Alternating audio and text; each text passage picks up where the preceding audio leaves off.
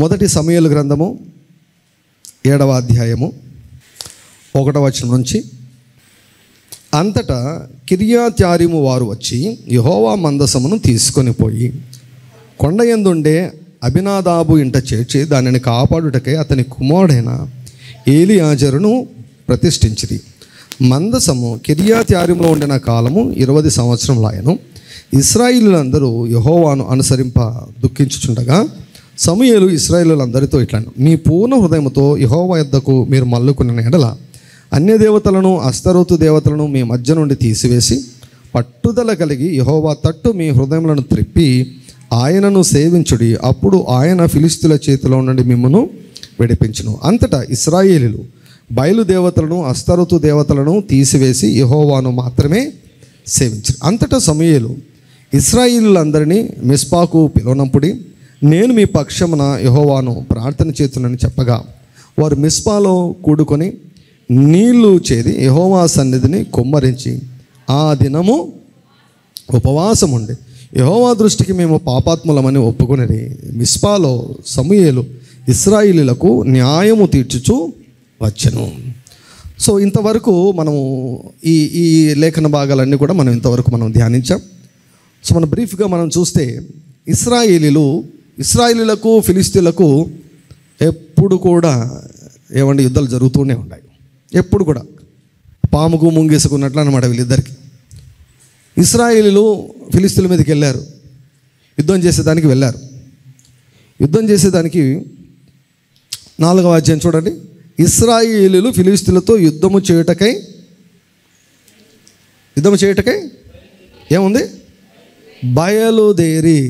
ఫిలిష్తీయులు ఇశ్రాయేలీయుల మీదకి వచ్చారా? ఇశ్రాయేలీయులు ఫిలిష్తీయుల మీదకి పోయారా? ఇశ్రాయేలీయులు ఫిలిష్తీయుల మీదకి పోయారు కానీ వీరికి ఎటువంటి సిద్ధపాటు లేకుండా, ఎటువంటి బలము లేకుండా, ఆధారం లేకుండా ఫిలిష్తీయుల మీదకి మాకు దేవుడు ఉన్నాడు అని చెప్పేసి వెళ్ళిపోయారు. 4,000 మందిని పోగొట్టుకున్నారు. 4,000 మందిని పోగొట్టుకున్న తర్వాత వాళ్ళు కూర్చొని ఆలోచించారు, ఏం చేద్దాం, ఎందుకు ఇలా జరిగింది?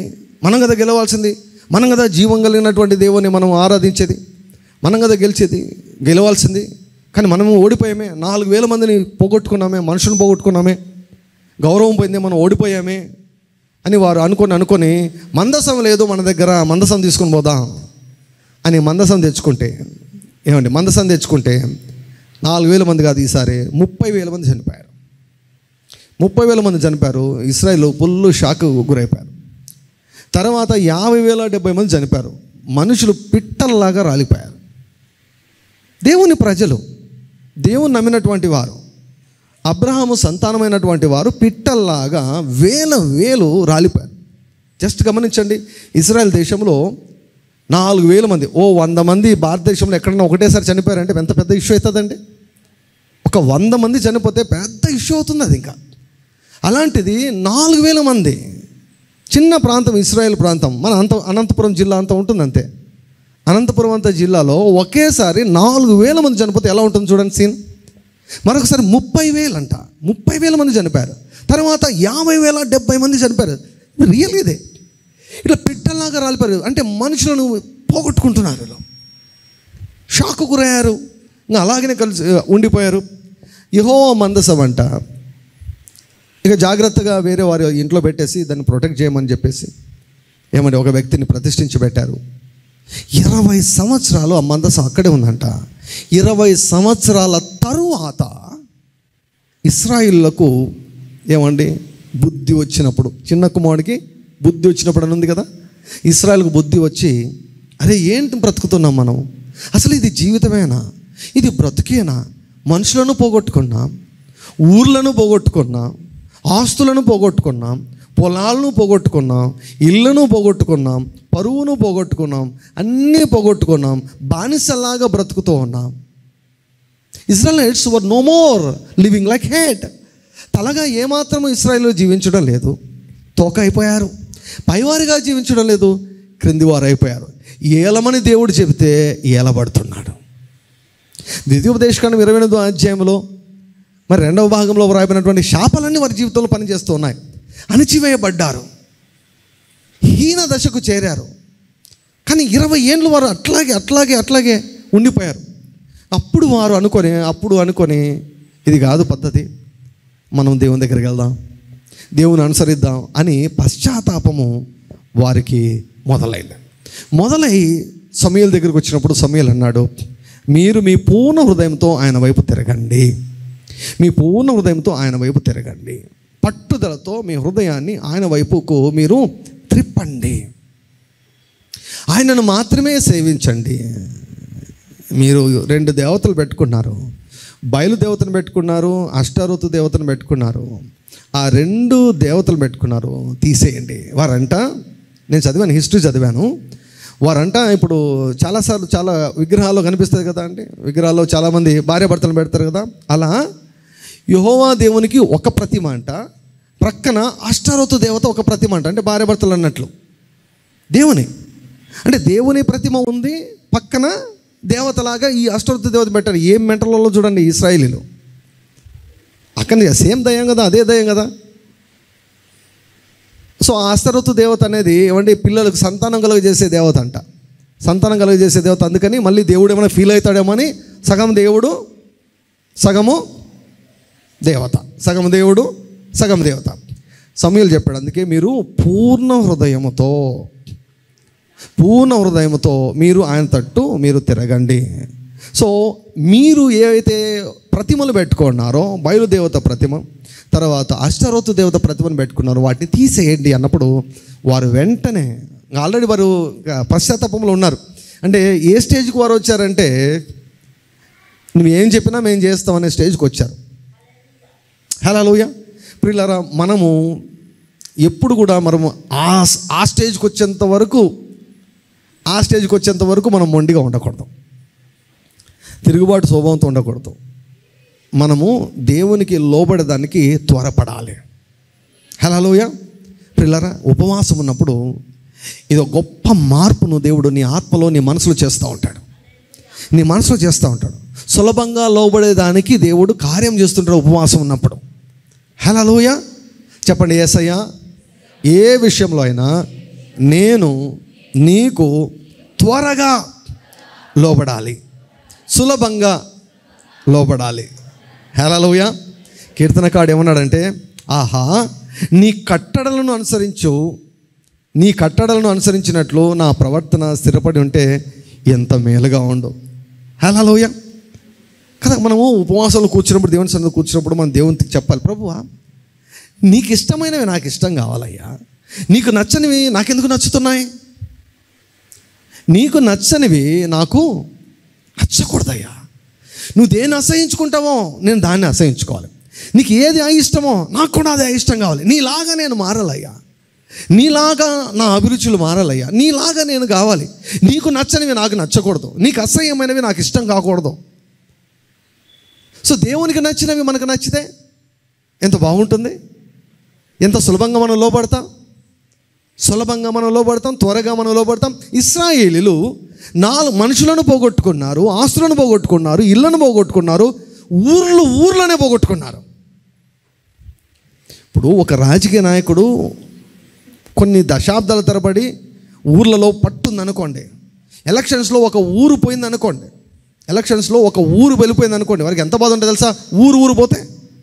అలా ఈ యొక్క ఇశ్రాయేలీలు కొన్ని నగరాలను వారు కోల్పోయారు. నగరాలను, ఇల్లు కాదు, సెంటు స్థలం కాదు, ఎకరా భూమిని కాదు, నగరాలను పోగొట్టుకున్నారు, గ్రామాలను పోగొట్టుకున్నారు, పొలాలను పోగొట్టుకున్నారు, మనుషులను పోగొట్టుకున్నారు, స్వేచ్ఛను పోగొట్టుకున్నారు, లిబర్టీ లేదు, ధైర్యం పోగొట్టుకున్నారు, ఘనతను పోగొట్టుకున్నారు, అన్నీ పోగొట్టుకున్నారు. బానిసల్లాగా జీవిస్తున్నారు. కానీ 20 ఏళ్ళు కొనసాగారు వాటిలోనే. Why to continue in such condition? ఎందుకు ఆ స్థితిలో కొనసాగాలి? ఎందుకు పేదరికంలో కొనసాగాలి? ఎందుకు రోగాల్లో కొనసాగాలి? ఎందుకు బంధకాల్లో నువ్వు కొనసాగాలి? ఎందుకు ఏదో ఒకటి నేను ఎప్పుడు కూడా కంట్రోల్ చేస్తూ ఉండాలి? స్వేచ్ఛ వద్దా నీకు? స్వేచ్ఛ నీకు ఉండకూడదా? ఎంతకాలం ఇటువంటి పరిస్థితుల్లో, ఇబ్బందుల్లో, శాపంలో ఎంతకాలం జీవించాలి? 20 ఏళ్ళు వారు జీవించారు. కానీ 20 ఏళ్ళ కన్నా వారికి బుద్ధి వచ్చింది. దేవుని నామమునకు మహిమ కలుగును గాక. హల్లెలూయా. సో వారు సమూయేలు దగ్గరికి వచ్చినప్పుడు సమూయేలు చెప్పాడు, పారేసేయండి ఆ విగ్రహాలు అంటే వాటిని తీసివేశారు. ఆయనను మాత్రమే ఆరాధించండి, ఆయనను మాత్రమే సేవించండి అన్నారు. పూర్ణ హృదయముతో ఆయన తట్టు తిరగండి అన్నాడు. హల్లెలూయా. పూర్ణ హృదయంతో తిరిగేదానికి ఉపవాసం అన్నటువంటిది సహాయం చేస్తుంది. హల్లెలూయా, హల్లెలూయా. పొద్దున 5 నుంచి 5 వరకు మనసులో ఆహారానికి చోటు లేదనుకోండి, అప్పుడు ఏమవుతుంది? మన పూర్ణ మనసుతో, మన మనసులో దేవుడు తప్ప ఏముండాడు. అవునా? ఏమన్నా 5 వరకు, 5 తర్వాత ఏం తిందామని ధ్యానిస్తున్నారా ఎవరన్నా? 5 తర్వాత ఏం తిందామని అది కేవలం నిరాహార దీక్ష, డైటింగ్ అవుతుంది తప్ప అది దైవికపరమైనటువంటి ఉపవాసం కాదు. ఉపవాసం అన్నటువంటిది ఎక్కడ ఉంచాలో అక్కడ ఉంచాలి. కార్లో ఫ్రంట్ సీట్లో కూర్చోబెట్టకూడదు ఉపవాసాన్ని, బ్యాక్ సీట్లో కూర్చోబెట్టాలి. నువ్వు అక్కడ ఉండు, నువ్వు అవసరమే, కానీ నువ్వు ఎక్కడ ఉండాలో అక్కడ ఉండు. హల్లెలూయా. దేవుణ్ణి ఆశ్రయించడం అనేటువంటిది ముఖ్యమైనటువంటి పని. సో ఈ యొక్క అధ్యాయంలో ఇశ్రాయేలులు ఎలా గెలిచారు, ఎలా వారు పోగొట్టుకున్నవి స్వాధీనం చేసుకున్నారో మనం చూస్తున్నాం. సో పోగొట్టుకున్నవి స్వాధీనం చేసుకోవడంలో మొట్టమొదటి స్టెప్ ఏమిటంటే దేవుని దగ్గరికి పూర్ణ హృదయంతో ఆయన దగ్గరికి రావడం. ప్రభువా, నీ చిత్త ప్రకారం నేను చేస్తానయ్యా, నువ్వు చెప్పిన అన్నిటికీ లోపడతానని నేను చెప్పడం లేదయ్యా, నువ్వే నన్ను మార్చాలయ్యా, నీవే నన్ను మార్చాలి. హల్లెలూయా. నీవే నాకు మంచి కోరికలు పుట్టించాలి, నీవే నీలాగా నన్ను మలచాలి. నీ సన్నిధిలో నేను కూర్చుంటా, నాకు కాస్త నీళ్ళు ఇవ్వయ్యా. నువ్వేం చెప్పావు ప్రభా? నేనిచ్చు నీళ్ళు త్రాగువాడు మరెన్నడూ పాపదాహము కొనడు అన్నావు కదా. కాబట్టి నాకు నీళ్ళు ఇవ్వు, నీ సన్నిధి అన్న నీళ్ళు ఇవ్వు. నీ సన్నిధిలో నేను కూర్చుంటాను, ఉపవాసం ఉండి నీ సన్నిధిలో కూర్చుంటాను. నీ సన్నిధినే నీళ్ళు నాకు ఇవ్వు ప్రభువా. నేను నీకు అన్ని విషయాల్లో నేను లోబడడానికి నేను నిశ్చయించుకున్నాను. Hallelujah. First of all get right with God. వీరు దేవునితో సరి అయినటువంటి సంబంధం లేకుండా యుద్ధాలకు వెళ్ళారు, నష్టపోయారు. దేవునితో సరి అయిన సంబంధం లేకుండా మనం ఏ పని చేసినా కూడా నిలబడదు. హల్లెలూయా. దేవునితో నాకు సరి అయిన సంబంధం లేకుండా నేను చర్చి పెట్టాలంటే పెట్టలేను, పెట్టినా కూడా నిలబడదు. దేవునితో నాకు సరి అయిన సంబంధం లేకుండా నేను చర్చి నడిపించాలంటే నా వల్ల కాదు, నడిపించలేను. చర్చి మూసేయాల్సి వస్తుంది. ఎప్పుడు? దేవునితో సంబంధం లేకుంటే. దేవునితో సంబంధం లేకుండా పుస్తకాలు రాస్తే ఏమీ కాదు, మామూలు పుస్తకాలు ఈ పుస్తకాలు ఒకటే అవుతుంది. అల్టిమేట్ థింగ్ ఏంటంటే దేవునితో సరి అయినటువంటి సంబంధాన్ని కలిగి ఉండాలి. కొంతమంది వ్యక్తులను చూస్తే వెంటనే అర్థమవుతుంది, these people doesn't have any relationship with God. దేవునితో వీరికి అనుదిన సంబంధము, లివింగ్ రిలేషన్షిప్ వీరికి లేదు అని వెంటనే అర్థమైపోతుంది. ఇప్పుడు ఆ సంబంధం లేకపోతే అసలు మనం బ్రతికి దండగా అండి, బ్రతికిద్దాం. We cannot do anything. ఏం చేసినా కూడా అది వర్ధిల్లదు. సో కాబట్టి ఇశ్రాయేలీయులు ఇన్ని సంవత్సరాలు ఏమేమో చేశారు, ఎన్ని సర్కసులు చేసినా కూడా ఒక్కటి వర్ధిల్లలేదు. ఎందుకో తెలుసా? They are not right with God. దేవునికి వారు సంపూర్ణంగా సమర్పించుకోలేదు.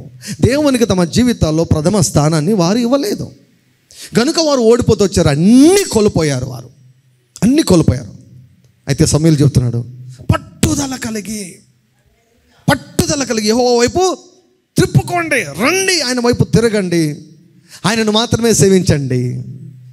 అప్పుడు ఆయన మిమ్మును ఫిలిష్తీయుల చేతి నుంచి విడిపిస్తాడు.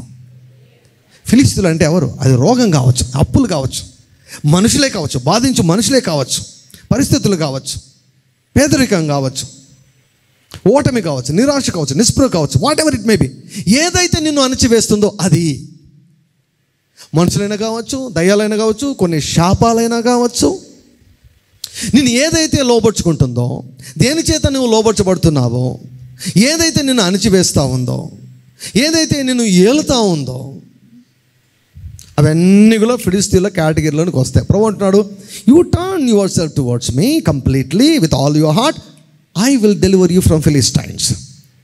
నిన్ను బాధించే వారి చేతి నుంచి నేను విడిపిస్తా, నిన్ను అణచివేసే వారి చేతి నుంచి నేను విడిపిస్తా, నిన్ను వేధించే వారి చేతి నుంచి నేను విడిపిస్తా, నిన్ను ద్వేషించే వారి చేతి నుంచి విడిపిస్తా, నీ శత్రుల చేతిలోంచి నేను నిన్ను విడిపిస్తాను.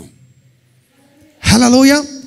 సో అప్పుడు సమూయేలు ఏమన్నాడంటే, దేశానికంతా ఒక పిలుపునిచ్చాడు. సమూయేలు దేశానికంతా, ఇశ్రాయేలు దేశానికంతా ఒక పిలుపునిచ్చాడు. ఏమని పిలిచాడంటే, మీరందరూ మిస్పాకు రండి, మిస్పా అన్నటువంటి ప్రాంతానికి రండి, నేను అక్కడ మీకోసం ప్రార్థన చేస్తాను అన్నాడు. హల్లెలూయా. సో ఒక ప్రేయర్ మీటింగ్కు సమూయేలు వీరిని పిలిచాడు. హల్లెలూయా. ప్రేయర్ మీటింగ్కు పిలిచాడు. ప్రేయర్ మీటింగ్ పిలిస్తే వారందరూ కూడా ప్రేయర్ మీటింగ్కు అందరూ కూడా వచ్చేసారు.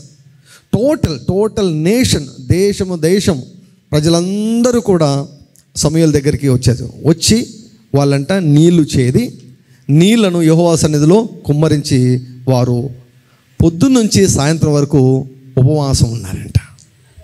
హల్లెలూయా. ఉపవాసము టాప్ ప్రయారిటీ కాదు. కొన్నిసార్లు కొంతమంది అంటే ఉపవాసం అంటే అది పెద్ద ఏదో మంత్రం అనుకుంటారు, అది అన్ని సమస్యలకు పరిష్కారం అనుకుంటారు. రాంగ్. అన్ని సమస్యలకు పరిష్కారం కాదు. ఉపవాసం అన్నదాన్ని ఇప్పుడు యాక్చువల్గా ఇప్పుడు సమూయేలు పిలిచాడు ఉపవాసం ఉండండి అని. ఉపవాసం ఉండమని సమూయేలు చెప్పాడా? లేదు. ప్రార్థనకు రండి అన్నాడు. పొద్దున్నుంచి సాయంత్రం వరకు ప్రార్థనలు గడుపుదాం అన్నాడు. సో ప్రార్థనకు వచ్చి వారు ఉపవాసం ఉండాల్సి వచ్చింది అంతే. తిండిని పక్కన పెట్టేశారు, తిండి గురించి ఆలోచించలేదు. Let us get right with God.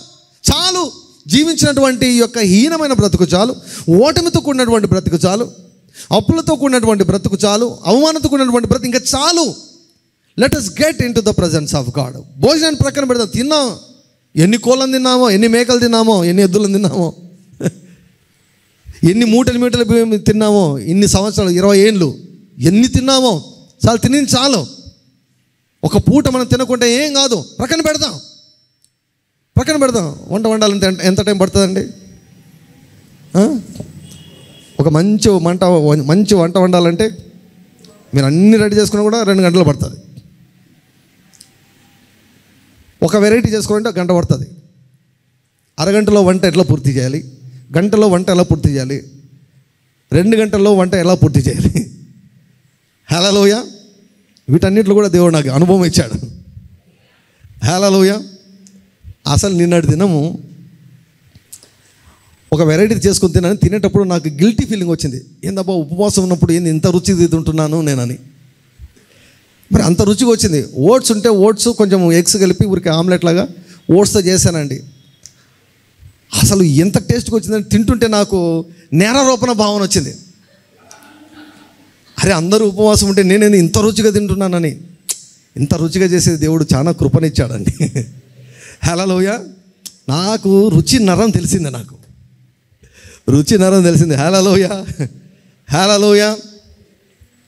గంట సేపు నేను నిన్న లెక్కచారం వేశాను. ఓట్స్ ఆమ్లెట్ చేసుకునే దానికి అన్నీ కలిపి చేస్తే నాకు నిజంగా మొత్తం అంతా కలిపి, అది మామూలుగా చేయలేదు, వెరైటీలో చేశానండి. గంట పట్టింది, ఎగ్జాక్ట్గా గంట పట్టింది నాకు. గంట సేపు. ఉపవాసం ఎందుకు ఉండాలంటే భోజనాన్ని ప్రక్కన పెడితే గంట సేపు మనం దేవునితో గడపచ్చు. సో పూర్ణ హృదయంతో వీరు వచ్చారు కనుక ఒక్కరోజే కదా పిలిచింది. సమూయేలు ఏమి 21 రోజులు పిలవాల. సమూయేలు 21 రోజులు చేద్దామని పిలవాల, ఒక్కరోజుకి పిలిచాడు. ఒక్కరోజుకి వీరందరూ ఏం చేస్తారంటే లెట్ us ఫాస్ట్. వీళ్ళు అనుకున్నారు ఉపవాసం అంటే ఏమిటంటే ఆత్మీయ మేలుల కొరకు ఉద్దేశపూర్వకంగా ఆహారాన్ని తృణీకరించడం, ప్రక్కన పెట్టడం అంతే. హల్లెలూయా. దేవుని ముఖాన్ని వెతికే దాని కొరకు, దేవుని సన్నిధి కొరకు, దేవుని సన్నిధిలో గడిపే దాని కొరకు ఆహారాన్ని ఉద్దేశపూర్వకంగా ప్రక్కన పెట్టడం. దీన్ని సింపుల్ వేలో మనం నిర్వచించడం అనమాట ఉపవాసము అంటే. త్వరలో మీకు బుక్ వస్తుంది, మీకు అన్నీ కూడా అర్థమైపోతాయి. దేవుని నామమునకు మహిమ కలుగును గాక. చాలామంది కళ్ళు తెరవబడబోతున్నాయి. హల్లెలూయా. చాలామంది మీకు తెలుసా ఉపవాసం ఉండి ఆరోగ్యాలు పాడైపోయాయి. నా పుస్తకం చదివితే ఎవరి ఆరోగ్యం పాడు కాదు, వారికి ఇంకా ఆయుష్ పెరుగుతుంది. హల్లెలూయా. కొంతమంది ఉపవాసాలు విపరీతంగా చేసి చచ్చిపోయిన వాళ్ళు ఉన్నారు. అయితే నా పుస్తకం చదివితే వారి ఆయుష్ పెరుగుతుంది, చావరు. హల్లెలూయా. అటువంటి పుస్తకాన్ని పరిశుద్ధాత్ముడు మన ద్వారా మన మధ్యలో తయారు చేస్తున్నాడు. తెలుగు లోకానికి ఆయన అందజేయబోతున్నాడు ఫిబ్రవరి మాసంలో. హల్లెలూయా. సో దేవుని ప్రార్థన చేయడంలో వారు ఏం చేశారంటే మునిగిపోయి ఉపవాసం ఉన్నారు. సో వారి స్టేజ్ ఎలా ఉంది ఇప్పుడు అంటే దేవుని యొక్క సన్నిధికి విరిగి నలిగిపోయి వచ్చారు. బాధపడుతున్నారు, దుఃఖపడుతున్నారు, వేదన పడుతున్నారు. అంతకుముందేమో ఏమండి అతి విశ్వాసం, అతి విశ్వాసము, డైరెక్ట్గా వెళ్ళిపోయి మనకేం తిరుగులేదు అనుకున్నారు, పోయారు, ఎత్తిపోయారు, 4,000 పోగొట్టుకున్నారు, మందసం తెచ్చుకున్నారు. అంటే అదేదో మెడలో సిలువ వేసుకుంటే గెలుస్తాం అన్నట్లు అనమాట. తల కింద బైబిల్ పెట్టుకుంటే దేవుడు సాయం చేస్తాడు. ఇట్లాంటి చిన్న చిన్న వస్తువులను బట్టి, కొన్ని ఆచారాలను బట్టి, కొన్ని ఆచారాలు చేస్తే దేవుడు పని చేస్తాడు, కొన్ని వస్తువులు మన దగ్గర ఉంటే దేవుడు పని చేస్తాడు. ఇటువంటి ఆలోచనలతో వీరేం చేస్తారంటే మందసాన్ని తెచ్చుకొని ఫైటింగ్ పోయారు. పోతే 30,000 మంది చచ్చిపోయారు. బాగా అన్నీ గుర్తుకొచ్చే వారికి పాపం, విరిగిపోయారు, నలిగిపోయారు, బాధపడ్డారు, దుఃఖపడుతున్నారు. అంటే ఒక మాటలో చెప్పాలంటే ఇంకా దేవుని యొక్క సన్నిధిలో ప్రభువా మా చేత కాదయ్యా, మా వల్ల కాదు, నీవే మాకు దిక్కని బలహీనులైపోయి ఏమండి కన్నీరు విడుస్తూ పొద్దు నుంచి సాయంత్రం వరకు పొద్దు నుంచి సాయంత్రం వరకు దేవుని సన్నిధిలోనే వాళ్ళ మనసులో దేవుడు తప్ప ఇంకోటి లేడు. వారి మనసులో దేవుడు తప్ప ఇంకేం లేదు. సరైన ఉపవాస దినం అంటే అదే. మనసులో దేవుడు తప్ప ఏం లేదు. దేవుని ముందే కూర్చున్నారు వారు, దేవుని సన్నిధిలో కూర్చొని వారు బాధపడుకుంటూ వారి పాపాలన్నీ రోజంతా కూడా వారు ఒప్పుకుంటున్నారండి. ఒప్పుకుంటుంటే 10వ వచనం నుంచి చూద్దాం. ఫిలిష్తీయులు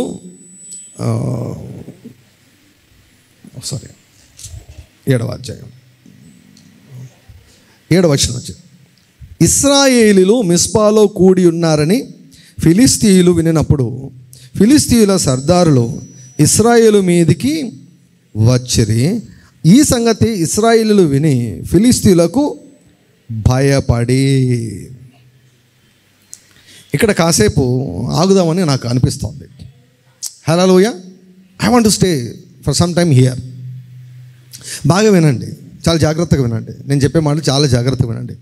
అదర్వైజ్ యూ విల్ మిస్. కొన్ని విషయాలు మీరు జస్ట్ మిస్ అవుతారు. చాలా జాగ్రత్తగా వినండి. మీరు చూడండి, వీరు పశ్చాత్తాపడుతున్నారు. వీరు ఏం చేయాలో అవి చేస్తున్నారు. వీరు చేయకూడవన్నీ వదిలేసేశారు.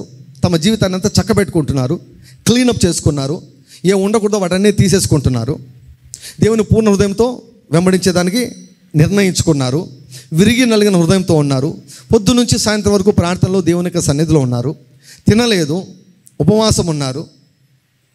ఉపవాసం ఉంటే నీరసం వస్తుంది కదా. ఫస్ట్లో నీరసం వస్తుంది యూజువల్గా అలవాటు లేని వాళ్ళకి. సో నీరసంగా ఉన్నారు, బలహీనులుగా ఉన్నారు. అంటే దేవుని యొక్క దృష్టిలో వీళ్ళు బాగున్నారా లేదా? ఇప్పుడు దేవుని దృష్టిలో బాగున్నారు. వీరి ముఖం ఎవరి వైపు చూస్తూ ఉంది? వీరు దేవుని వైపు చూస్తూ ఉంటే దేశమంతా ఈ ప్రాంతానికి వచ్చారు కదా, ఒకే చోటుకు వచ్చారు కదా. ఈ సమాచారము వీరి యొక్క ఏమండి తరతరాలుగా ఉన్నటువంటి శత్రులైనటువంటి ఫిలిష్తీయులకు ఎవడో ఒప్పందించాడు. అందరూ ఒకటే చోట కూడి ఉన్నారు. ప్లస్ అంటే వాళ్ళు ఎలా ఉన్నారు అని అడిగారు అన్నమాట ఫిలిష్తీయులు. అంతకుముందు చూశారు కదా, వారు మందసం వచ్చిన వెంటనే ఈలలు, కేకలు, డ్యాన్సులు, ఇంకా అయిపోయింది పో అని చెప్పేసి ఓని రచ్చ చేశారు. వారు రచ్చ చేసి 30,000 మందిని పోగొట్టుకున్నారు. ఇప్పుడు వాళ్ళు ఖచ్చితంగా ఎంక్వైరీ చేశారు, ఎలా ఉన్నారు వారు, అంతమంది కూడుకున్నారు, ఎందుకు కూడుకున్నారు, ఎలా ఉన్నారంటే ఏంటో వారు చాలా బలహీనంగా ఉన్నారు. ఏడుపులు వినిపిస్తున్నాయి, బాధ వినిపిస్తూ ఉంది. ఉంటారు కదా కోవర్ట్లు, ఎవరో ఒకరు ఉంటారు కదా కోవర్ట్లో సమాచారం అందించేదానికి. బాధగా ఉన్నారు, పశ్చాత్తాపడుతున్నారు. ఏందో వాళ్ళు ఏదో వాళ్ళకు పిచ్చి. వాళ్ళు ఫైటింగ్ మోడ్లో లేరు, పోరాడే మూడ్లో లేరు, పోరాడే మోడ్లో లేరు. వారు బలహీనమైనటువంటి స్థితిలో ఉన్నారు. అయితే విషయం ఏంటంటే అందరూ కలిసి ఒకే చోట ఉన్నారు. ఇది మంచి అవకాశము. బలహీనంగా ఉన్నారు, ఒకే చోట ఉన్నారు. తిరగబడేదానికి వారి దగ్గర ఆయుధాలు కూడా ఏమీ లేవు. వారు ఏందో వాళ్ళ దేవుడు అంట, ప్రార్థన అంట, ఏడ్చుకుంటూ కూర్చున్నారు. వాళ్ళు తినకుండా ఏం లేకుండా ఏడ్చుకుంటూ కూర్చున్నారంటే ఫిలిష్తీయుల సర్దార్లు వినే మంచి అవకాశము. ఇప్పుడు సగం పైగా వారి యొక్క నగరాలను, పల్లెలనంతా మనం స్వాధీనం చేసుకున్నాం. ఇప్పుడు పూర్తిగా ఇంకా తుడిచిపెట్టేద్దాం అని అనుకున్నారు. పూర్తిగా తుడిచిపెట్టేద్దాం అనుకున్నారు. అమాలేకుల దయ్యం అనమాట. ఇదే దయ్యం ఇక్కడ కూడా. ఫస్ట్ 4,000 మందిని లేపేశాం, మరలా 30,000 మందిని లేపేశాం.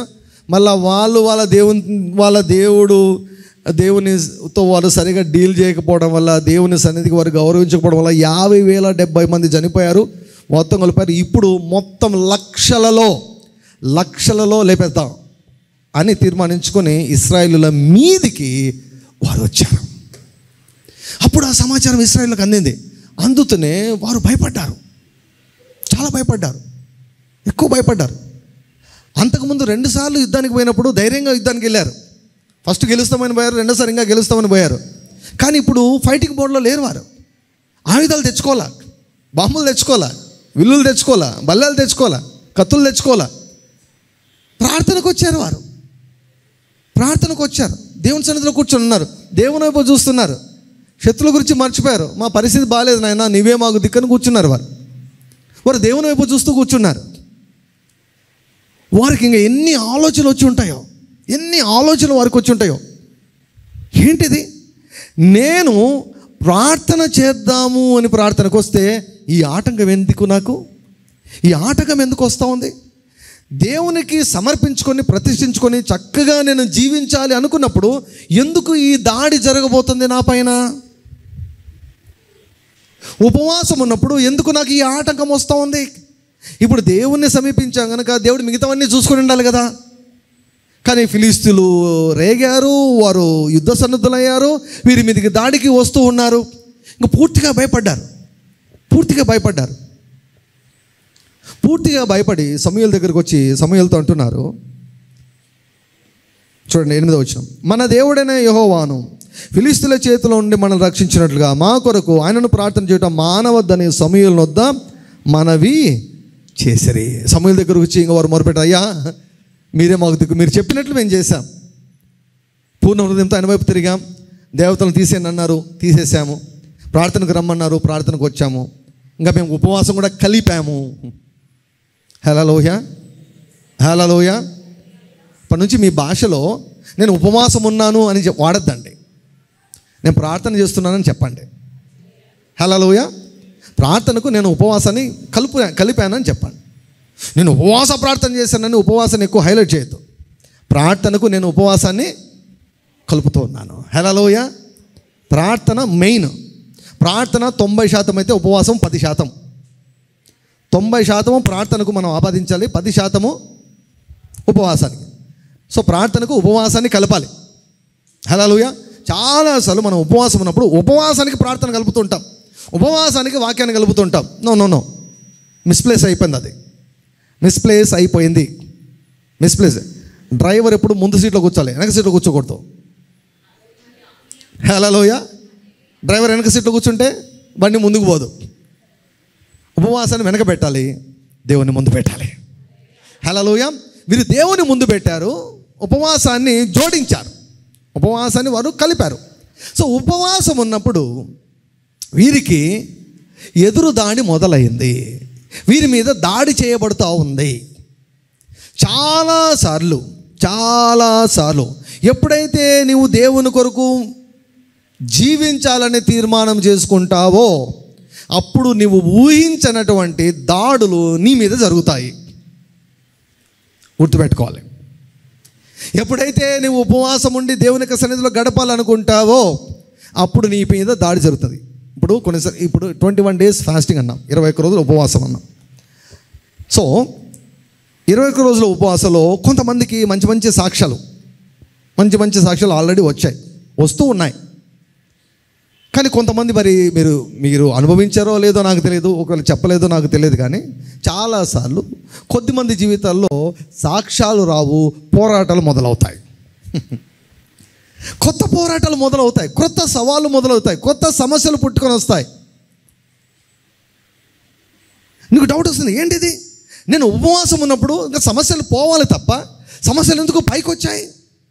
Why the hell is being loosed against me when I began to lead a good life? నేను యేసయ్య కొరకు మంచి జీవితం జీవించాలి అని అనుకున్నప్పుడు, యేసయ్యకు నా జీవితాన్ని ప్రతిష్ఠించుకొని నేను యేసయ్య కొరకు జీవించాలి అని అనుకున్నప్పుడు, ఉపవాసమని దేవుని సన్నిధిలో నేను గడపాలి అని అనుకున్నప్పుడు ఏంటి ఈ సమస్యలన్నీ నా మీదకి వస్తున్నాయి అని నీకు ఆలోచన కలిగి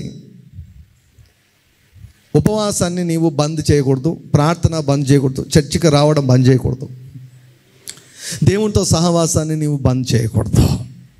ఒకవేళ ఈ దీక్షను ఆరంభించిన రోజు నుంచి ఒకవేళ క్రొత్త పోరాటాలు మొదలయ్యాయేమో, క్రొత్తగా అపవాది రకరకాలుగా దాడి చేస్తూ ఉన్నాడేమో, ఏమైనా ఇంకా పోగొట్టుకుంటున్నావేమో. ఇవన్నీ కూడా దేవుని నుంచి వచ్చేవి కావు, దయ్యం నుంచి వచ్చేవని మాత్రం మర్చిపోవద్దు. ఇక్కడ ఇశ్రాయేలీలు పశ్చాత్తాపపడి విరిగి నలిగిన మనసుతో బలహీనులుగా ఉండి ఉపవాసం ఉండి దేవుని సన్నిధిలో తమ్మును తాము ప్రతిష్ఠించుకొని నీకోసమే జీవిస్తామయ్యా, మా కొరకు మేము జీవించమయ్యా, మా తప్పులు క్షమించయ్యా, మా పాపములు క్షమించయ్యా, నీకు ఇవ్వవలసినటువంటి స్థానాన్ని మీకు ఇవ్వలేదయ్యని రోజంతా పశ్చాత్తాపడుతుంటే శత్రుగాడు ఊరుక లేడు, కానీ వాడు రేగి వీళ్ళు బలహీనులుగా ఉన్నారని చెప్పి శత్రువు దాడి చేసేదానికి మీదికి వచ్చాడు. ఎప్పుడైనా కూడా దేవునితో కలిసి సీరియస్గాను ఆసక్తితో దేవునితో కలిసి నడవాలన్నప్పుడు సాతానుగాడు చేతులు కట్టుకొని ముడుచుకొని ఊరికి కూర్చుంటాడని మాత్రం మీరు అనుకోవద్దు. వాని ప్రయత్నాలు వాడు చేస్తాడు. దీన్ని వివరించడానికి ఒక చిన్న భాగాన్ని మీకు చూపిస్తాను. దీన్ని వివరించడానికి అపోస్తలుల కార్యములు 28వ అధ్యాయం. అపోస్తలుల కార్యములు ఇక్కడ మనం కొన్ని సత్యాలు మనకు బయలుపరచబడతాయి. అపోస్తలుల కార్యములు 28వ అధ్యాయం 1వ వచనం నుంచి, మేము తప్పించుకున్న తరువాత ఆ ద్వీపము మెలితే అని తెలుసుకుంటుమి. అనాగరికులకు ఆ ద్వీపవాసులు మాకు చేసిన ఉపచారం ఇంతంత కాదు. ఎలాగనగా అప్పుడు వర్షము కురీచు చలిగా ఉన్నందున వారు నిప్పు రాజపెట్టి మమ్మను అందరినీ చేర్చుకున్నది. అప్పుడు పౌలు మోపెడు పుల్లలేరి నిప్పుల మీద వేయగా ఒక సర్పము కాకకు బయటికి వచ్చి అతని చెయ్యి పట్టెను. ఆ ద్వీపవాసులు ఆ జంతువతని చేతిని వ్రేలాడుట చూచినప్పుడు నిశ్చయముగా ఈ మనుషుడు నరహంతకుడు, ఇతడు సముద్రము నుండి తప్పించుకొనిను న్యాయం అతనిని బ్రతుకనీయదని తమలో తాము చెప్పుకొనిరి. అతడైతే ఆ విష జంతువును అగ్నిలో జాడించి వేసి ఏ హానియు పొందలేదు. వారు అతని శరీరము వాచునో లేక అతడు అకస్మాత్తుగా పడి చచ్చునో అని కనిపెట్టుచుండిరి. చాలాసేపు కనిపెట్టుచుండిన తర్వాత అతనికి ఏ హానియు కలుగకుండా చూచి ఆ అభిప్రాయమును మాని ఇతడొక దేవత అని చెప్పసాగిరి. ఇక్కడ మనకు ఒక సందర్భం కనిపిస్తుంది. ఓ భయంకరమైనటువంటి శ్రమ ద్వారా పౌలు ప్రయాణం చేసి తప్పించుకొని ప్రాణాన్ని తప్పించుకొని మెలితే అయినటువంటి ద్వీపానికి వచ్చాడు. అక్కడ వర్షం పడుతుందంట, బాగా చలిగా ఉందంట. ఆ ద్వీపవాసులేమో వీరిని ఏమనుకున్న అందరినీ కూడా సాధారణంగా ఆహ్వానించారు. సో బాగా చలి పెడతా ఉంటే పౌలు గారు ఏం చేశారంటే కొన్ని కట్టె మోపులు తీసుకుని వచ్చేసి చలి కాచుకుందామని మంట పెట్టారు. మంట పెడితే ఆ మంటలో నుంచి పాము వైపర్ అనమాట, విషసర్పము బయటకు వచ్చింది. బయటకు వచ్చి అది పౌలు యొక్క చేయిని పట్టుకుందంటే ఇంకా కాటేసినట్లేదు, పట్టుకొని కాటేసేసింది. అప్పుడు ఆ ద్వీపవాసులేమో అంతవరకు చాలా పౌలు గారిని ఏదో మానవ దృక్పథంతో అయ్యో పాపం అని చెప్పేసి వారు చాలా బాగా చూసుకున్నారు. ఎప్పుడైతే పాము ఆ కట్టెల్లో నుంచి అగ్నిలో నుంచి బయటకు వచ్చి పౌలును పట్టుకుందో వారంతా ఏమన్నారు తెలుసా? నరహంతకుడు. కాబట్టి ఆ శిక్ష సముద్రంలోనే వచ్చింది, కానీ తప్పించుకొని వచ్చాడు.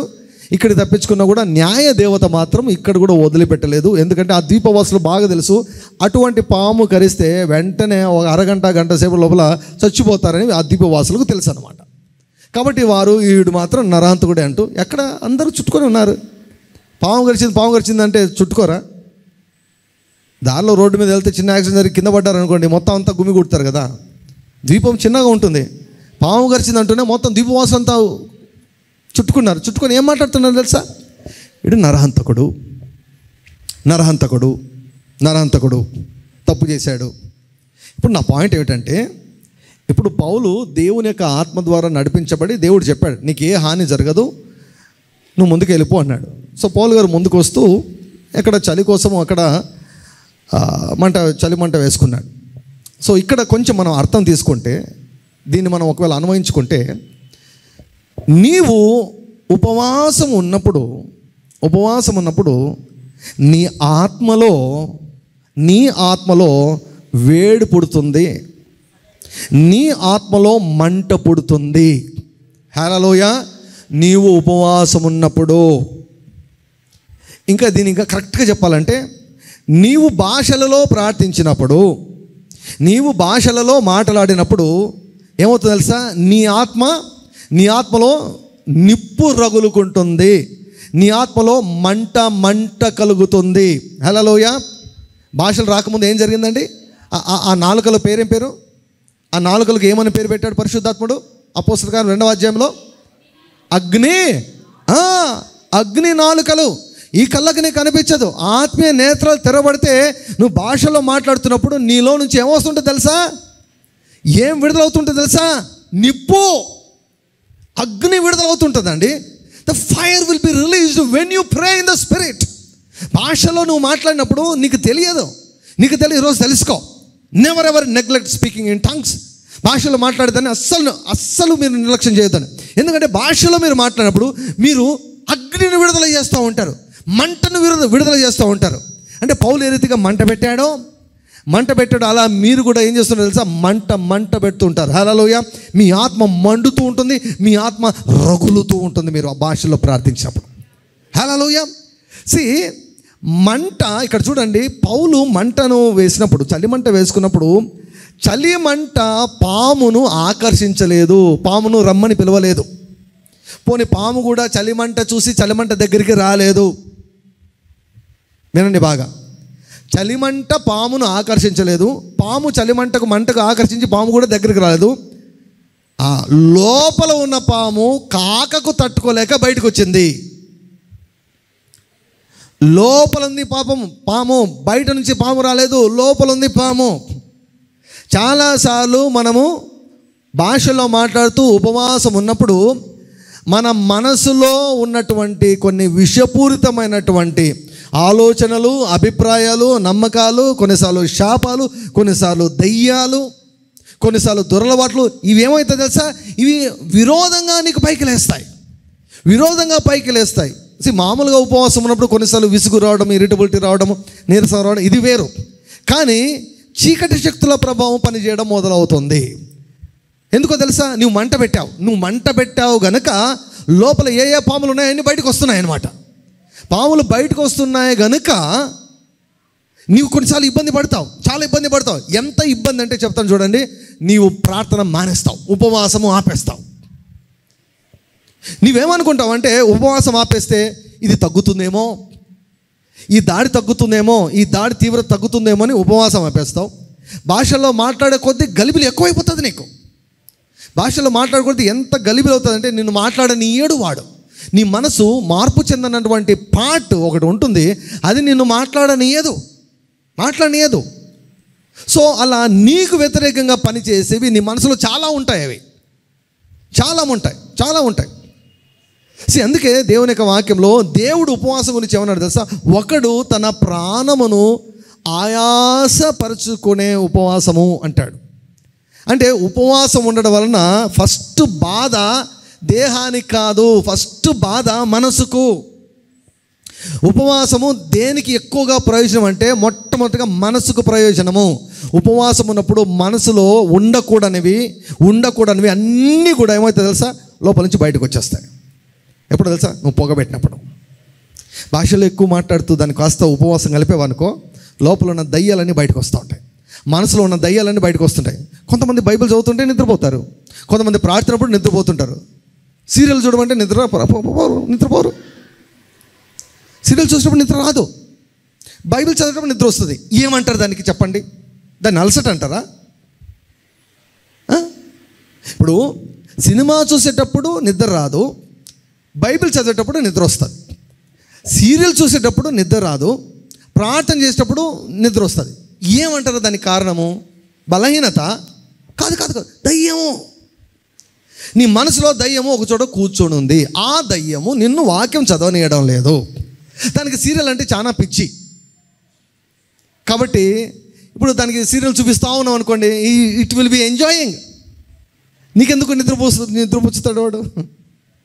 పరిశుద్ధాత్మ ఎక్కువ పడితే పరిశుద్ధాత్ముడు చూడొద్దు అని చెప్తాడు అనమాట. డిమాండ్స్ ఉంటాయండి మనసులో. డిమాండ్స్ అయితే ఒక పాటలో ఉంటాయి అన్నమాట. అవి కంట్రోల్ చేస్తూ ఉంటాయి. నేను ఉపవాసం ఉన్నప్పుడు బయటకు వస్తాయి. బయటకు వచ్చి ఖర్చే ప్రయత్నం చేస్తాయి. సో నువ్వేం చేయాలంటే, పౌలు ఏం చేస్తాడు అదే చేయాలి. పౌలు పామును తప్పించుకునే దానికి మంటను ఆర్పలేదు.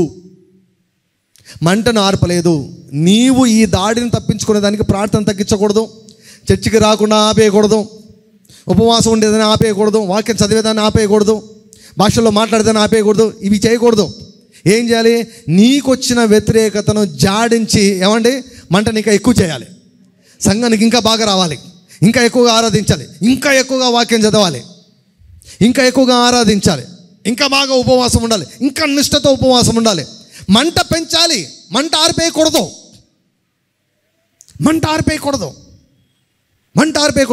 ఓ పక్క ఈ మంట, ఒక పక్క మనుషుల ద్వారా వచ్చే మాటలు. సో ఆలోచన రూపంలో నీ మీదకి నింద వస్తాయి, నిన్ను నిందించే ఆలోచనలు వస్తాయి. ఇప్పుడు పౌలు ఏమంటున్నాడు? నరహంతకుడు కదా, గతాన్ని గుర్తు చేస్తున్నాడు. ఏంటి గతము? స్టెఫెను చంపబడినప్పుడు పౌలు అక్కడ ఉండి సమర్థించాడు, అక్కడ సహకరించాడు. సో పౌలు ఏమనుకుంటే, ఒకవేళ పౌలు ఆత్మీయంగా బలహీనుడైతే ఏమనుకునేవాడు తెలుసా? అప్పుడు విత్తాను, ఇప్పుడు కోసుకుంటున్నాను. పాము గరిస్తానంట, భయంతో చచ్చిపోతారంట ఎక్కువ మంది. విషము కంటే ఎక్కువగా షాక్తో చనిపోతారంట, షాక్తో. పౌలు ఒకవేళ బలహీనంగా ఉండింటే ఏమనుకునేవాడు? కరెక్టే, వీళ్ళందరూ అంటున్నారు కదా, వీళ్ళందరూ నన్ను నరహంతుడు అన్నారు, ఖచ్చితంగా వీళ్ళు కనుక్కున్నారు, నరహంతకుడు అని నన్ను కనుక్కున్నారు. ఎందుకంటే స్టెఫెను నరహత్యలో నేను ప్రక్కన, నాకు కూడా భాగం ఉంది, నాకు కూడా పోర్షన్ ఉంది కనుక ఆ పాపము ఇప్పుడు నన్ను పట్టుకుంది, వీళ్ళు చెప్పేది కూడా కరెక్టే అని ఇంకా తనను తాను నిందించుకొని ఇంకా డిప్రెషన్కి వెళ్ళిపోయిండాలి. అంతవరకు మామూలుగా మాట్లాడారు. ఏదో ఒక చిన్న సమస్య పౌలుకు వచ్చిన వెంటనే అందరూ ఏమన్నారు? అందరూ వాళ్ళ వాయిస్ మారిపోయి వాళ్ళు ఏం చేస్తున్నారు తెలుసా?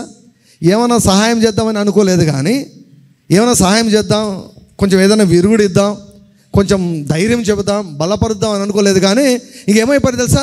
స్పెక్టేటర్స్ అయిపోయారు. చూద్దాం ఏం జరుగుతుందో, చూద్దాం ఏమవుతాడో చూద్దాం. ఇంకా అయిపోయింది. ఆ పాము కరిచిందంటే చచ్చిపోతాడు, వీడి పని అయిపోయింది, ఈమె పని అయిపోయింది, ఈ క్యాండిడేట్ పని అయిపోయింది, ఈయన సేవ అయిపోయింది, ఈయన జీవితం అయిపోయింది, ఇక అయిపోయింది, చూద్దాం కానీ ఎప్పుడు అయిపోతుంది, ఎప్పుడు ముగుస్తుంది అని వెయిట్ చేస్తూ ఉన్నారనమాట. ఆ టైంలో పౌలు ఎంత బలంగా ఉన్నాడండి. హల్లెలూయా.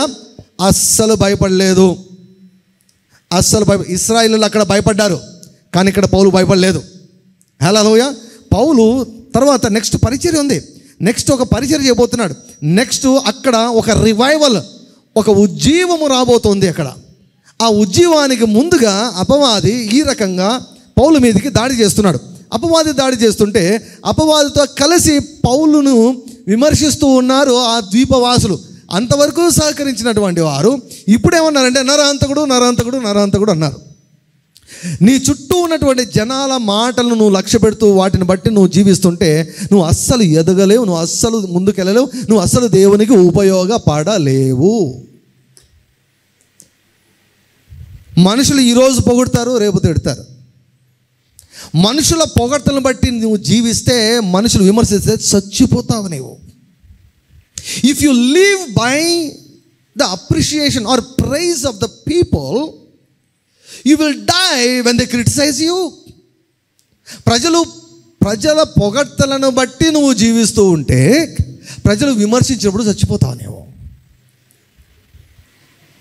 పొగిడినా పట్టించుకోకూడదు, విమర్శించినా పట్టించుకోకూడదు. హల్లెలూయా. నేను అలానే ఉన్నా, మీరందరూ కూడా అలాగే ఉండాలని నేను కోరుకుంటున్నా. అలా ఉన్నప్పుడే యజమానుడు వాడుకున్నట్టుకు అర్హమైన పాత్రలాగా మనం మలచబడతాం. హల్లెలూయా. నరసరావుపేట వెళ్ళినప్పుడు అక్కడ వాక్యం చెప్పిన తర్వాత అక్కడ ఉన్నటువంటి పాస్టర్ గారు పిలిచి అన్నారు, నేను ఏమేమి చెప్పాలనుకున్నానో మా సంఘంలో, ఏవేవి చెప్పలేక నేను సతమతం అయిపోతున్నారో, మీరు అసలు జంకకుండా భలే చెప్పినారు సార్ మీరు అన్నారు. అసలు మీ గురించి మాకు ఒకటి అర్థమైంది సార్, మీరు ఎవరిని కేర్ చేయరు అనేది అర్థమైంది. హల్లెలూయా. నేను చెప్పేది నేను చెప్తాను అంతే, వింటే విను, లేకపోతే లేదు. హల్లెలూయా. వాళ్ళేమనుకుంటారో వీళ్ళేమనుకుంటారో అనేది మాత్రం మీ మైండ్లో లేనే లేదు సార్ అన్నారు. అంటే దేవుడు, అది చాలా ఉండేది అప్పుడెప్పుడో ప్రాబ్లం ఉండేది, కానీ దేవుడు దాన్ని తీసేసాడు. I became so strong. Hallelujah. I don't care. ఊరంతా నా గురించి ఏమనుకున్నా కూడా అసలు ఒక్క తల వెంటనే నేను హాయిగా ఇంట్లోకి వెళ్ళి బిర్యానీ చేసుకుని ఎంజాయ్ చేస్తాను నేను. హల్లెలూయా. పలాని వారు ఆ మాట అన్నాడే, ఇంత మాట అన్నాడే అని చెప్పేసి కుల్లి కుల్లి కూరాకైపోయి తినకుండా అలిగి ఏడ్చుకుంటూ దుప్పటి కప్పుకొని పడుకుంటూ బైబిల్ పక్కన పడేసి చర్చికి రాకుండా ఇట్లాంటివి లేవు. ఇట్లా ఉన్న వాళ్ళు దేవునికి ఉపయోగపడలేరు. అంతవరకు సాయం చేశారు, ఓకే అన్నాడు. ఇప్పుడు నరహంతకుడు అన్నారు అనమాట. ఏమిటి, ఏదో ఒక చిన్న సమస్య వచ్చింది. అందుకే ఎవరికి కూడా తొందరగా తీర్పు తీర్చేదానికి పోకూడదు. తర్వాత ఎవరికి అవమానం అంటే వాళ్ళకే అవమానం. సో వారు చూశారు, వెయిట్ చేశారు 10 నిమిషాలు. పౌలు హాయిగా ఏమండి చలి కాచుకుంటూ ఉన్నాడు. ఏమండి మీకే ఒకవేళ పాము కుడితే మీరేం చేస్తారు? అమ్మో సార్, వద్దు సార్, కుట్టదు, దేవుని నామానికి మహిమ కలుగును కాక. హల్లెలూయా. కుట్టదు, కుట్టినా ఏం కాదు. ఒకరు ఇంతవరకు సాక్ష్యం కూడా చెప్పారు, పాము కుట్టింది నాకేం కాలేదని సాక్ష్యం కూడా చెప్పారు. విషం మీ దేహంలోకి ఎంటర్ అయినా కూడా విషం నేనేం చేసుకోలేదు. హల్లెలూయా.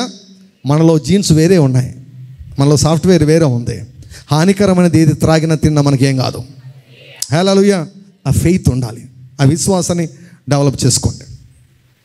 సో 10 నిమిషాలు చూశారు, ఏం కాలేదు. అరగంట చూశారు, ఏం కాలేదు. గంట చూశారు, ఏం కాలేదు. చూశారు, ఏంద్రా మన చిన్నాయన చచ్చిపోయాడు ఈ పాము కరిసి, మన తాత ఈ పాము కరిసి చచ్చిపోయాడు, మా పక్కింటోడు ఈ పాము కరిసి చచ్చిపోయాడు. ఏంట్రా మనిషి పోతాడు అనుకున్నా, పోలేదు. ఇంకా స్ట్రాంగ్గా ఉన్నాడు, ఈలలు వేసుకుంటున్నాడు, కేకలు వేసుకుంటున్నాడు, హాయిగా ఉన్నాడు, నింపాదిగా ఉన్నాడు, సంతోషంగా ఉన్నాడు, హాయిగా చలి కాసుకుంటున్నాడు అని చెప్పి ఏమన్నాడు తెలుసా? దేవుడు దేవుడు అన్ని మనుషులు చెప్తాను చూడండి.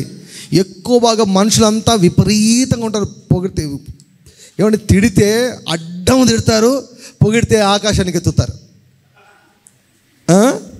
ఆకాశానికి ఎత్తేస్తారు. నువ్వు వీరుడు శూరుడు, నీకు తిరుగులేదు, మా నాయకుడని ఓ అని పొగుడతారు. అంతకుముందేమో నరహంతకుడు అంటారు, ఇప్పుడేమో దేవుడు అంటున్నారు. దేవుడు దేవుడు అంటున్నారు. ఇప్పుడు పౌలు ఎలా రియాక్ట్ కావాలి? నరహంతకుడు అన్నప్పుడు అయ్యో వీళ్ళు ఎంత మాట అండి, నన్ను సిగ్గుపోయిందే, నాకు అవమానించబడ్డానే. ఏం ప్రభువా, ఇంత పెద్ద పోరాటం ఎదుర్కొని ద్వీపంలోకి వస్తే ఈ యొక్క సరే పాము ఉంది, సరే ఉందనుకుందాం, నా చేయి పట్టుకునే దానికి నువ్వు ఎందుకు అనుమతి ఇచ్చావు? ఏం ప్రభువా నువ్వు కంట్రోల్ చేయలేవా? ఇశ్రాయేలు కూడా అట్లా అనుకోండి కదా, మేము ఉపవాసం ఉన్నాం, నీ పని ఉపవాసం ఉన్నాం, సంపూర్ణంగా సమర్పించుకున్నాం, ఫిలిష్తీయులను నువ్వు ఆపలేకపోయావా అని అనుకోవచ్చు కదా. కొన్నిసార్లు యుద్ధాన్ని నేర్పించేదానికి, నిన్ను బలపరిచేదానికి దేవుడు కొంతవరకు శత్రువుకు అనుమతిస్తాడు, కొంతవరకు అనుమతిస్తాడు. పాముకు అనుమతి ఉంది కనుక పౌలును కరిచింది, కానీ పౌలు లోపల ఏముంది? విశ్వాసం ఉంది. ప్రజల విమర్శలను కేర్ చేయలేదు. ప్రజలు దేవుడు అన్నప్పుడు కేర్ చేయలేదు. తన పని తాను చేసుకుంటూ పోతున్నాడు. హల్లెలూయా. పౌలు మంటను ఆర్పలేదు, కానీ పామును చంపేశాడు. నీవు ఉపవాసం ఉండి దేవునికి సన్నిధిలో ప్రార్థిస్తున్నప్పుడు నీ మనసులో నుండి వ్యతిరేకతలు వస్తే ఉపవాసాన్ని ఆపద్దు, ప్రార్థనను ఆపద్దు, వాక్యం చదివేదాన్ని ఆపద్దు, నిష్టను ఆపద్దు, యజ్ఞం భగ్నం చేయవద్దు. కానీ వచ్చిన సమస్యను చంపేశాయి, పామును చంపేశాయి. మంటను ఆర్పద్దు. మంట పెట్టావు కనుక అది బయటకు వచ్చింది. బయటికి ఎందుకు వచ్చిందంటే చంపేమని దేవుడు చెప్తున్నాడు. You kill it, you destroy it అంటున్నాడు. యేసు ప్రభు ఏమండి అరణ్యంలోకి వెళ్ళాడు. ఆయన అరణ్యంలోకి వెళ్ళినప్పుడు అపవాది వచ్చాడు. ఉపవాస ప్రార్థన చేసి బాగా సిద్ధపడతాం పరిచర్య కొరకని పోయాడు. 40 days పరిశుద్ధాత్మ నడిపించాడు. పోయినప్పుడు సైతాన్ గాడు ఊరుకుంటాడా? అడ్డం పడేదానికి వచ్చాడు. వాడు అడ్డం పడేదానికి వచ్చాడు కనుక ఉపవాసము ఉండే ముందుగా, ఉపవాసం ఉన్నప్పుడు, కొన్నిసార్లు ఉపవాసం అయిన తర్వాత ఏమైనా నీ మీద దాడులు జరిగితే వాటి గురించి అసలు ఏమాత్రం కూడా లక్ష్య పెట్టద్దు. ఎందుకంటే నిన్ను నీవు సమర్పించుకున్నావు కనుక దేవుడు నీ పక్షంగా నిలబడతాడు. సమస్య వైపుగా దేవుడు ఉండడు. నీవు దేవుని ఆశ్రయించి దేవుని బలాన్ని నీవు తీసుకొని ఆ సమస్యను నీవు చంపాలని దేవుడు నీకు ఒక టెస్టింగ్ పీరియడ్గా, ఒక ట్రైనింగ్ పీరియడ్గా దాన్ని దేవుడు ఉపయోగించుకుంటాడు. హల్లెలూయా. సో నీ మీద వచ్చే దాడి నిన్ను నాశనం చేసేదానికి కాదు, కానీ నీకు ఒక మంచి సాక్ష్యాన్ని దేవుడు ఇచ్చేదానికి దేవుడు ఇష్టపడుతూ ఉన్నాడు. హల్లెలూయా.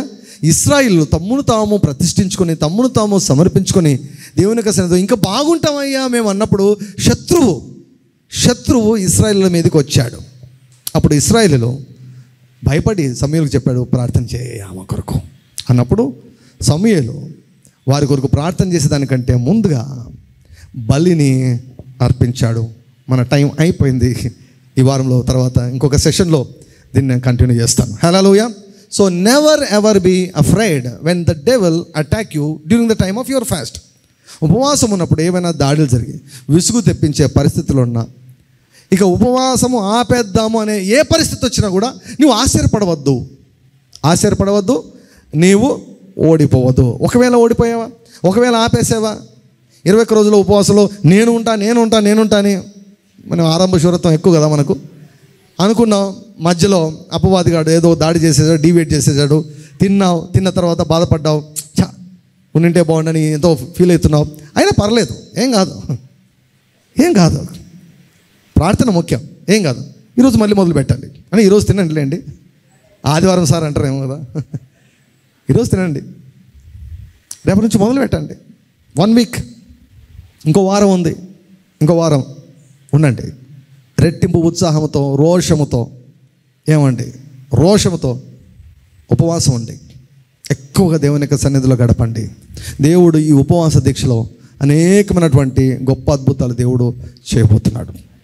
ఎన్ని దాడులు వచ్చినా, ఎన్ని వ్యతిరేకతలు వచ్చినా, ఎన్ని ఆటంకాలు వచ్చినా చివరి విజయం నీదే. విజయముతో ముగుస్తుంది. హల్లెలూయా.